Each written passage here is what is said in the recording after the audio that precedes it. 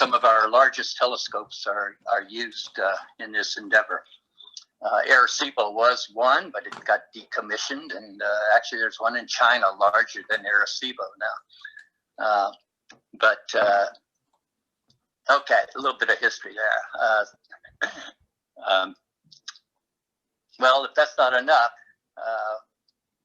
Professor Freund is also associated with the Sleep Etymology Research Center at the medical school at Stanford University. I think he works at the Sleep Institute because anybody that's done as much work and so forth as he has can't get much sleep. So I think that's very appropriate. Well, let me give you a little bit of history about Professor Freund. He was awarded his PhD in 1959 from Marlborough University in Germany in meteorology. Some of you might be asking, well, where was Professor John Free in 1959?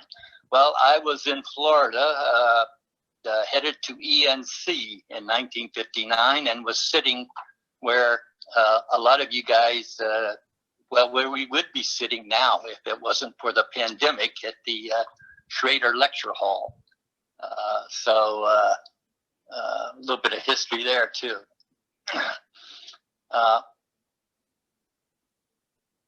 Just a few of the positions that he's held in his trip to NASA. He was a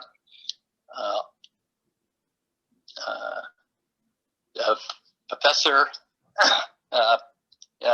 He was a postdoc at Penn State University. He was also an assistant professor at Göttingen, a very famous university. It's where Max Born, a physicist, was helping to develop quantum theory during the 20s, and many other places where he had visiting appointments. Professor Freund is well known for his groundbreaking work in earthquake forecasting, and the title of his lecture this afternoon is Peroxy Defects, the Birth of Earthquake Forecasting. Let's give him a warm welcome with the applause button. It's good to have you here, Professor Freund. Okay, thank you. So should I start then, Pierre-Richard? Yes. All right, so you see here on my title side, the title that I wanted to present today, and I call them the earthquake warning, the ominous positive holes. And as you will see today, a little bit what positive holes are is determining a lot of things that are happening in our lives, and earthquake is just one of many rather dramatic events. So if I can have the next slide, please. Pierre-Richard? Yes. So go to the next one. That's just the abstract. So as you know, earthquakes are catastrophic events, and they occur when large sections of the rock deep in the Earth's crust suddenly rupture. And you see numbers like 80,000 deaths between 1994, in the decade of 1994 and 2004, and even close, more than 750,000 deaths between 2001 and 2010. So these are dangerous events, and when they happen, we would like to be able to know it a little bit ahead of time. Now, the seismology is a discipline that in geophysics that has focused primarily on mechanical aspects of earthquakes. But as I will show you today, from a very fundamental viewpoint, is that when you stress rocks, they become electrically active. And the reason why seismology has failed to provide a path towards earthquake forecasting is exactly that they focused only on the mechanical and did not ask the question, what else can we do? Next slide. So besides mechanical aspects, when rocks are under stress, there are electrical aspects. And you may ask, why aren't rocks insulators? Of course, they are, according to the textbooks, but in reality, they are not. As you all know, when we plug in our electrical appliances, we have a ground connection. That means we are sending, from our homes, we are sending currents into the earth, and we trust the earth to take care of them, to dissipate them, to put them into the big pool of electric currents that exist in the Earth's crust. But how and why is not really understood so far, and I think that I can contribute a little bit to this still incomplete understanding. Next slide. As you all know, oxygen in the periodic table sits up there on the right-hand side in the 6th column, and therefore it can have 2 different negative oxidation states. It can adapt the electronic structure of neon, and then it is oxygen double minus, and 99+% of everything that surrounds us and the rocks that we are walking on are oxide materials, silicates, oxide materials, in which oxygen adopts this 2- oxidation state. But oxygen can also adopt the single- oxidation state, and this is a very different beast. So with the next slide, I would like to show you a case I studied extensively with magnesium oxide, which is the simplest oxide material that we have, refractory. It has a high melting point of 2,800 degrees centigrade. But when magnesium oxide crystallizes, and it doesn't exist in nature in pure form, but what I've found in magnesium oxide applies to all other oxide materials, including silicates and minerals and rocks. So when magnesium oxide crystallizes in the presence of water vapor, which is commonly available in the Earth's crust and of course also even in the moisture of our atmosphere, a little bit of water becomes incorporated. And you see the equation at the bottom. So we take magnesium oxide, we add a small amount delta of water, then 2 hydrogens, protons, become incorporated in the crystal structure. We throw out 1 magnesium for every 2 protons. And then we have the same amount, 2 delta of oxygen in form of hydroxyls. This is nothing new, that's well known. And the next slide shows that the story doesn't end there, of course.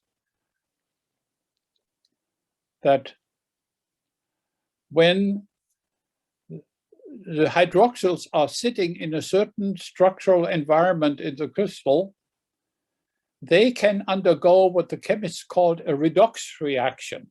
Redox reaction is extremely popular in biochemistry, and all our living organisms are operating on the basis of redox reactions.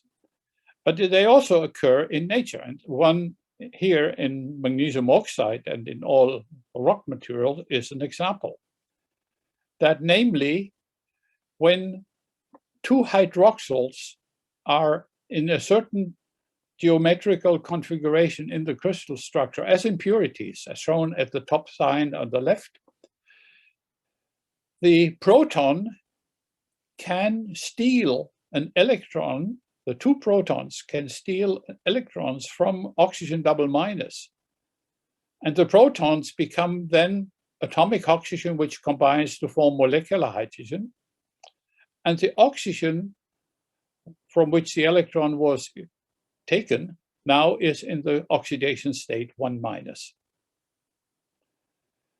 So these two atoms fight over these electrons, and therefore one, the protons, wins and gets reduced, and the other loses, namely the oxygen, and gets oxidized from double minus to single minus. Okay, next slide. What is a peroxy? Yes, next slide, please, again. Here you see an idealized image of the structure of magnesium oxide. And on the left side, you see such two oxygens. If you would have a magnifying glass, you can see that next to it, one cation is missing. And these two oxygens are very tightly bonded in form of a peroxy, with actually a very, very short distance between the oxygens, which is only about 1.4, 1.5 angstroms. And it is sitting there. And this is essentially what chemists call a peroxy defect. They are spin-coupled diamagnetic and almost impossible to study. As long as they are spin-coupled diamagnetic, we have actually no way of really studying it. But when we do certain things, just like, for instance, heating or stressing, but heating is the more gentle way of doing it, there is a process in which the two spins of the oxygens in the peroxy decouple. The material becomes paramagnetic, and the amazing feature is that the wave function associated with these O- states, decoupled O- states, is delocalized probably over hundreds of neighboring oxygens.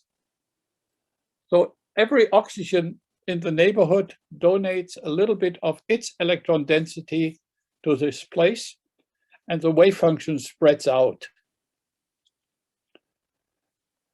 Then on the right side, you see that this state can dissociate, namely in the form that now one of the oxygen single minus remains with a cation vacancy, which you see here on the right side as a small white dot where oxygen and cation would be sitting normally.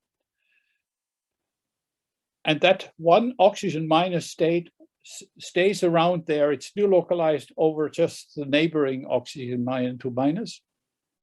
And the other O minus has become a detached charge carrier, a defect electron, just like in the semiconductor, that can move around. And this can be studied, as it is shown in the lower line, by studying the magnetic properties going from diamagnetic to paramagnetic. And the reaction is reversible, as indicated by both arrows being double-sided arrows. So next slide shows you a little bit of the experimental side, how I discovered this thing, because it was a kind of chance discovery brought about by a way when I studied magnesium oxide single crystals, which are cubic and have no phase transition up to the melting point at 2,800 degrees centigrade. But I measured the thermal expansion.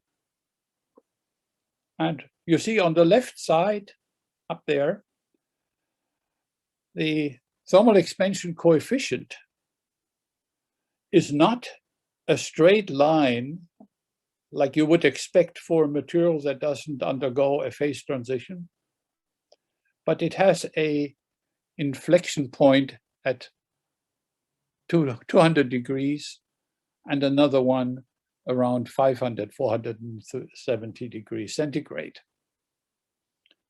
So the magnesium oxide, which at that time I didn't know yet contained this peroxy defects, undergoes a phase transition, not of its primary crystal structure, but of the population of its peroxy defects. And this phase transition is essentially the repeat from the previous image, that the two O- states in the peroxy decouple, they become paramagnetic, and then they dissociate. And on the right side, in the lower, you see the thermal expansion coefficient, which shows that at the beginning, the material has a low coefficient, then it steeply rises to a maximum, contracts a little bit, and then continues with a different slope. Next slide, please.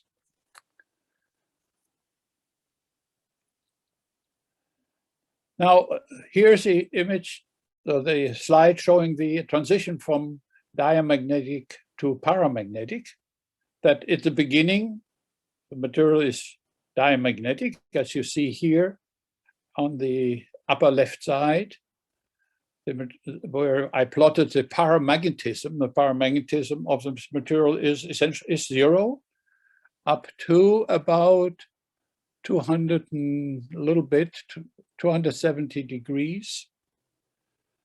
And then it rises relatively sharply and stays elevated. And so you now have a paramagnetic that is there at a higher elevated temperature. And again, you already know these images of the structure defect. So that is an important, and maybe Dr. Corneli, could you go back one slide? I wanted to just point out that the arrow in the left side up there is pointing towards about 200 degrees. And it means the transition from the lower left to the central image, the delocalization, which starts at around 200 degrees. Now go back to the next slide, please. While the paramagnetism starts around 300 degrees. That means this central image where we have the delocalization of the wave function associated with this missing cation that you see as a white dot in the center, stays diamagnetic from about 200 to 300 degrees, and only then it becomes paramagnetic. So we do have this interesting case that for about 100 degrees in the heating schedule, the spins don't flip. They are still coupled, diamagnetic, and then they start to flip. And this flipping is the initiation that we need for the dissociation, for the breakup of the peroxy and the formation of these electronic charge carriers that we are calling positive holes. Next slide, please. Electric conductivity measurements support this, and you see the same here on the left side. There, you see the increase in electrical conductivity on a logarithmic scale, plotted here as 1/T, so the inverse of the temperature. So the low temperatures are on the right, the high temperatures are on the left. And what I did at that time was I took a very, very high purity single synthetic magnesium oxide crystal and heated it through this temperature and measured the electric conductivity. And up to about 400 degrees, it didn't look very interesting. It just increased slowly. But then there was this bend in the conductivity curve, and the conductivity increased rapidly. And if I interrupted and cooled and reheated and cooled and reheated, as you see it with the blue, red, and green branches, I go down what is called an Arrhenius curve, a very simple mathematical connection between the logarithm of the conductivity and 1 over temperature.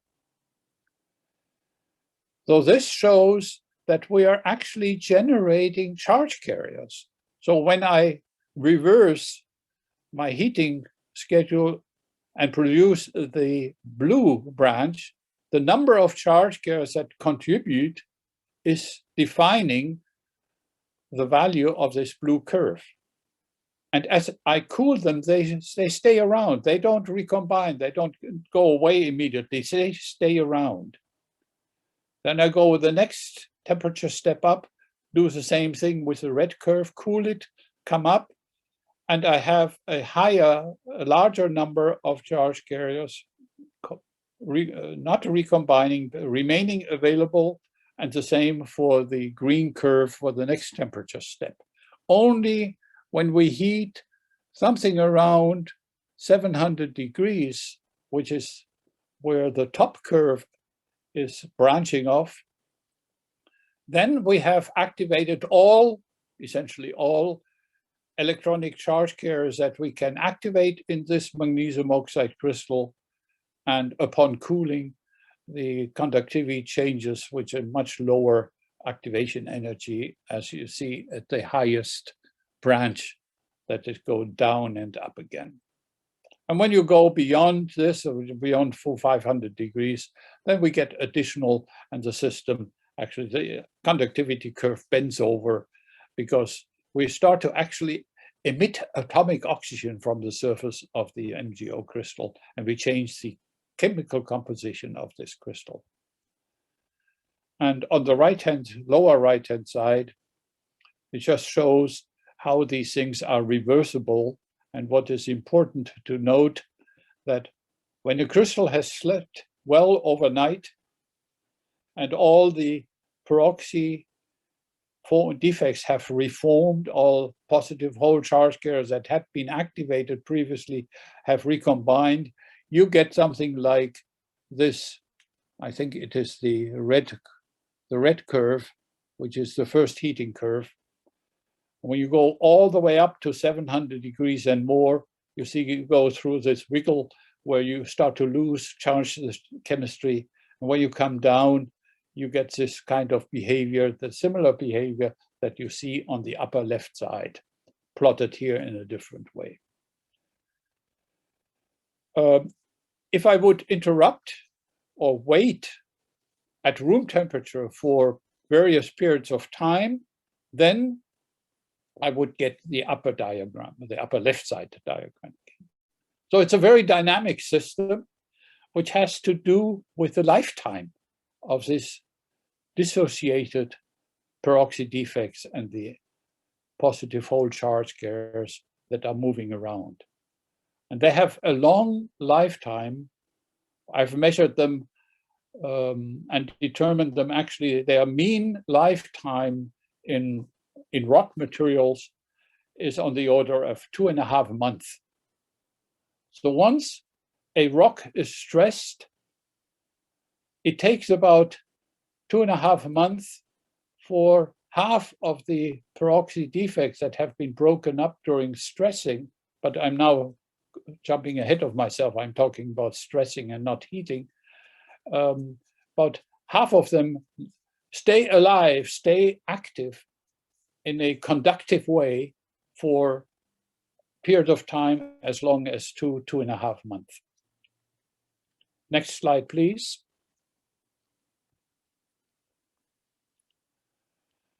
Now, so far, I've only talked about one peroxy defect surrounded by an infinitely large magnesium oxide crystal. And of course, you can easily imagine when what happens, what I just described, call it here step 1, that the peroxy defects decouple, and the wave function associated with the O- state delocalizes. You get the lower left side image that you already saw in the previous slide. They are not yet electrically conductive because they are still coupled, they're still diamagnetic. There are no mobile charge carriers generated, but they affect already the majority of the crystal structure to the extent that these defects, their wave functions, do localize over hundreds, maybe even thousands of neighbors. And then step 2, the lower right-hand side, is when these electronic charge carriers start to dissociate, to break away from the peroxy defect formerly, or the cation vacancy. One O- stays localized and the other O- goes hiking. And this then causes electrical conductivity. And coming back to the very early part of this presentation, rocks are insulators, yes. But when we do certain things to rocks, either heat them or, as I will show next, stress them, then they become semiconductors. And the only charge carriers that are mobile are the hole charge carriers. It's not like a silicon transistor where you have electrons and holes that have different mobilities, and you can build a transistor by doping silicon with chemically with holes and make it p-type, and normally it is n-type. But in nature, every rock on which you walk out, every piece of soil and ground, is a pure hole semiconductor once it is activated. So the next slide shows the same in kind of a simple band structure. You all, as physicists, you are familiar, of course, with the band structure. Here you have the valence band, and you see here on the left side that a peroxy can be represented by a little dip at the top of the valence band, because there is a defect sitting which changes the valence band structure. And when it dissociates, as is shown there on the right-hand side, you're actually creating a new level, delta E, below the edge of the valence band. That's where the O- state remains, that is associated with the missing cation, with the cation vacancy.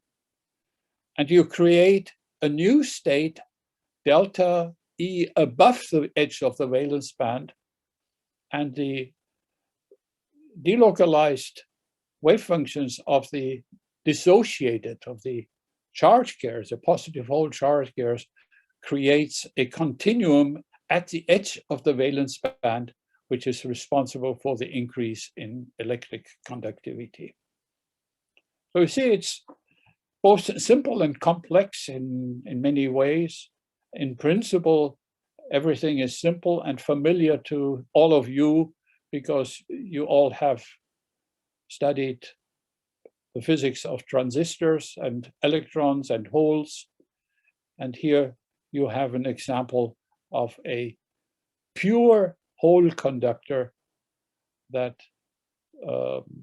is actually, well, the whole Earth crust is a hole conductor.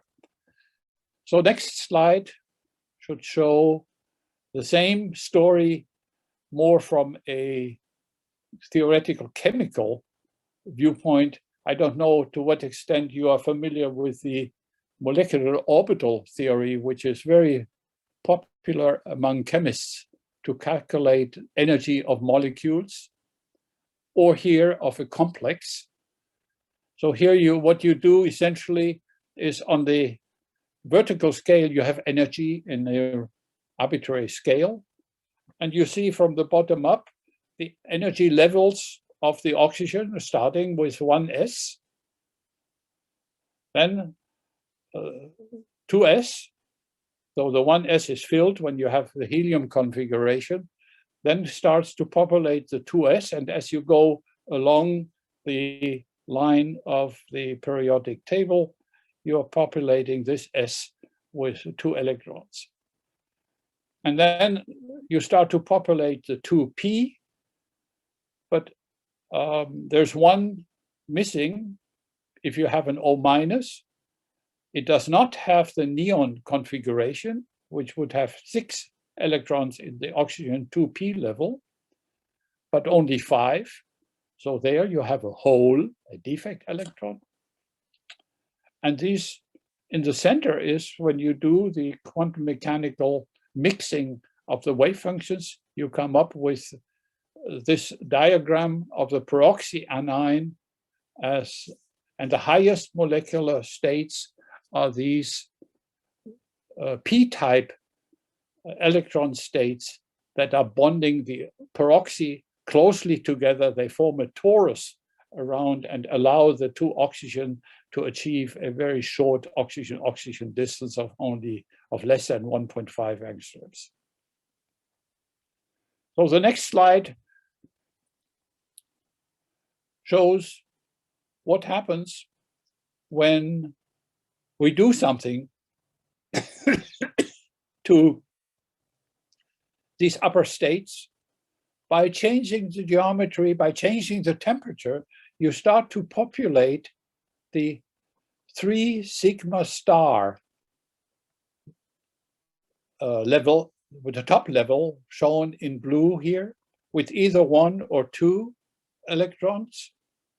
And these star means they are the anti-bonding. Their electron density is not between the 2 oxygen minus atoms or ions, but they are going outside the bond on the anti-bonding side. So this is the anti-bonding level, and let's see the next slide.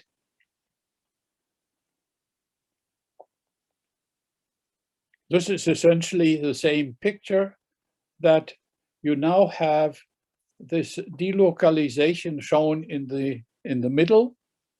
And when the dissociation comes in, and here is shown already for a peroxy defect in a silicate mineral, you have this interesting situation that a hole, as shown in the middle row, a hole means an electron missing. So there is, like you see it on the top right corner, an oxygen somewhere in the neighborhood of this peroxy bond donates an electron into this broken peroxy bond. And this oxygen then becomes an oxygen single minus with a delocalized wave function, which is not anymore associated with one distinct oxygen site, but it delocalizes and can become around. Oops. Sorry. Are you still there? Hello. Yes, we're here. Ooh, how do I get you back? I got a phone call and they... We are listening. Keep going. We are listening. But I don't see my own view graphs anymore. Oh, you don't see it? No, I should. Oh, now, yes, I had to go back into Zoom. Sorry, Okay. I'm fine again. So at the bottom, you see the partial molar volume that is associated with these two-step process. On the left side, there's actually the peroxy is very small, very compact. Then when it decouples, its volume increases rather strongly. And on the right side, when it is dissociated, the volume contracts a little bit, that's not going down to the original value. So the next slide then would show, repeat this and finalize this as a summary of the volume, that when something happens, when stresses are building up at the bottom, not in the bottom, somewhere deep in the Earth's crust. Let's say you live in an area like here in California, and there would be a tectonic stresses are building up along the Sant Andreas Fault here in the San Francisco area. Tens of thousands or thousands of cubic kilometers of rocks, 10, 20, 30 kilometers below our feet. The peroxy become activated because what I did not detail in did not present in detail is that mechanical stresses can actually also do the same process that I described in more detail with the thermal activation. So mechanical activation, if the peroxy are sitting along grain boundaries or along dislocation faults, also becomes activated. So actually, if we would have an earthquake preparing here in the San Francisco area by hundreds of cubic kilometers of rocks being activated deep below, their volume will increase and the surface here will rise by probably a few millimeters, probably less than we can see, but mechanical seismologists have often observed changes in ground elevation, moving up and down of the surface, and they just explain it in mechanical terms, but they may also have an electronic component. So the next slide, please, shows what would happen when you stress a material and the peroxy defects are sitting at a place where they become susceptible to deformation, which would lead to a breakup of the tight O- O- bond. So if you have the period 1, nothing happens. During period 2, something builds up, for instance, mechanical stresses in the earth, tectonic stresses, and you reach a point here in number 2, where this suddenly then allows the peroxy defects to delocalize. And then within short time, you jump up in volume to point number 3. But this is unstable because the Earth is strongly stressing, it's loading the rock, so the system goes down to point 4, which is characteristic of the beginning of the dissociation of the defect. So this is essentially a mechanism by which, when stresses are building up in the Earth's crust, and the transition takes place from the localized lower left to the delocalized upper, number 3, then this situation is unstable, and it's almost like squeezing a toothpaste container. You will squeeze out the electronic charge carriers and they will become mobilized, and you go down from 3 to 4 in relatively short period of time. Sorry.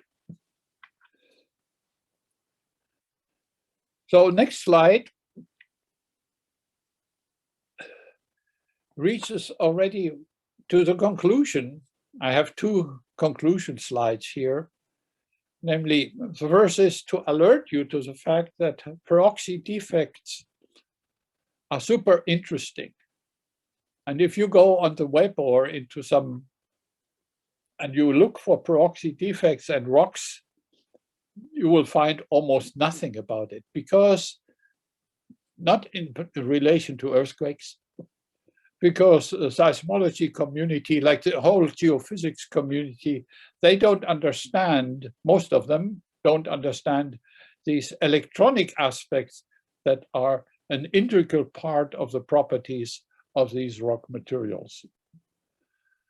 Therefore, peroxy are still barely studied, but when they are activated, they blow up in size by a factor of essentially 2 to the power of 3, which is 8 or nearly 10 times. Their wave function delocalizes, they release positive whole charge carriers, and they produce electric conductivity where there was none before. And the next and last slide is a statement that rocks are not, in fact, insulators. They are insulators as long as you don't do anything nasty to them. They are semiconductors in hiding. And when we mechanically challenge the rocks, or we do it by heating the rocks, they become electrically active. And that is the point where things become really interesting.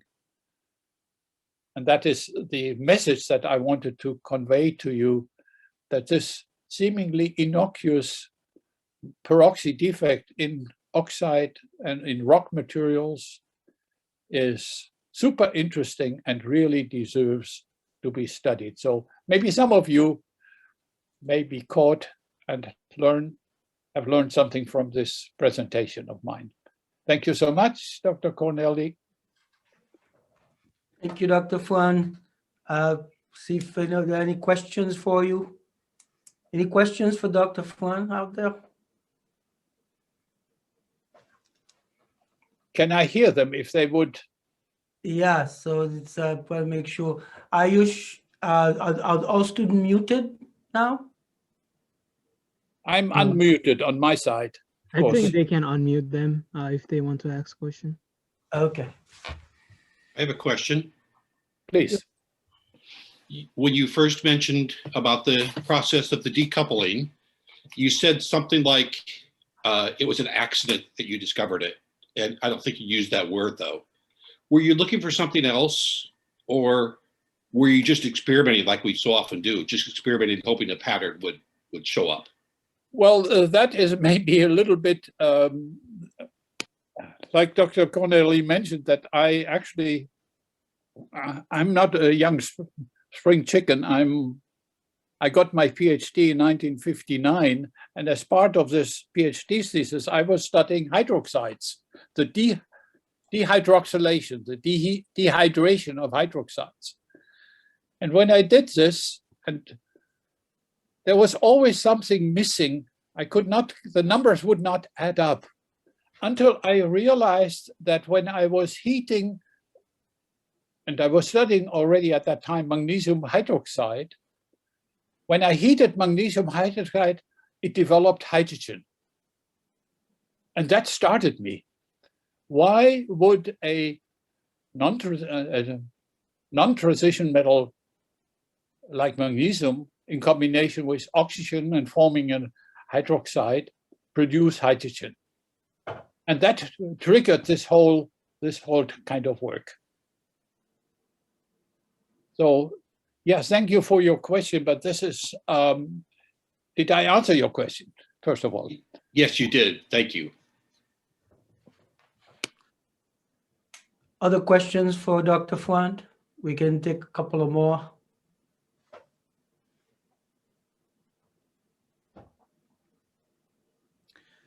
There was a part of your presentation, Dr. Freund, where you talked about half of the peroxy defect will stay alive for about 2 months. Was that after dissociation or before? It is after dissociation. And it's probably because they stay alive for 2 months or so. Because when I take a large block of rock and I squeeze one end of it, in this end, the peroxy defects are dissociated, are breaking up and generating positive holes, which are then electrically conducting into the volume of the rock that was not stressed.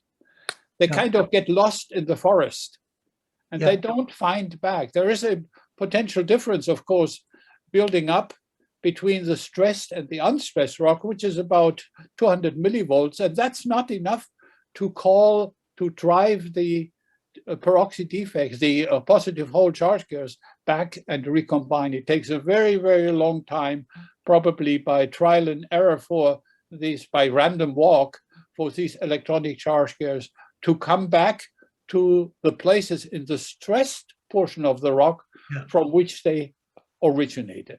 Yeah. And that was another thing I wanted to ask you. Typically, in presentation that I've seen you give before, you've talked about how water become trapped inside the crystal in the process of cooling, and that's part of the origin of the peroxy defects. Is that still the case? That's still the case, because any rock, in fact, any rock that you can get from anywhere in the earth and probably in the universe that has solidified from a magma, and magmas always contain traces of water. Water is an impurity in these crystals. And it took me actually many, many years to find an answer to this question, because some of my critics have asked me, show us a rock that doesn't have peroxy. And I tell them, there is none. They all have it.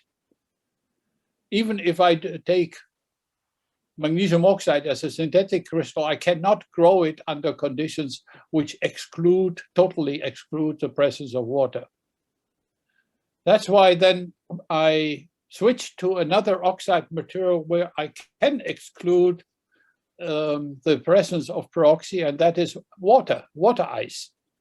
I can boil water under nitrogen atmosphere and cool it and freeze it to dry ice when it becomes as brittle as a rock.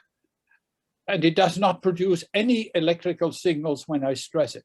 The moment I put in a few drops of hydrogen peroxide before freezing, so that the ice is now peroxy doped, the ice behaves essentially electrically like any of the rocks that I have studied. So that's why I feel so confident that it is actually really the peroxy defect that is producing all these phenomena. This is super interesting.